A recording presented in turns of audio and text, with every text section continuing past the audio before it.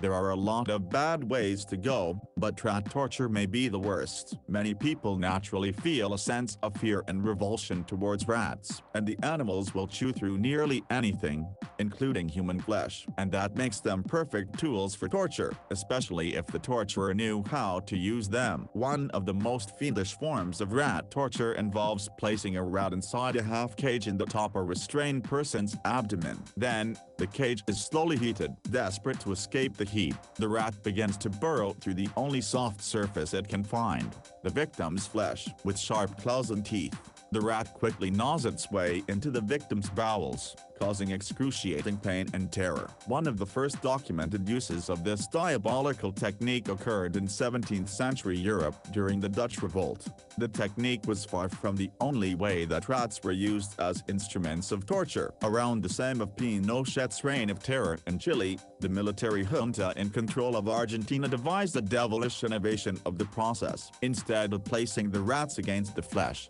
the Argentines used a telescopic tube to guide the rats inside of a prisoner's body through the rectum or vagina. Of course, rat torture doesn't always need to be so complicated to be effective. The Tower of London had a room referred to as the Rat's Dungeon.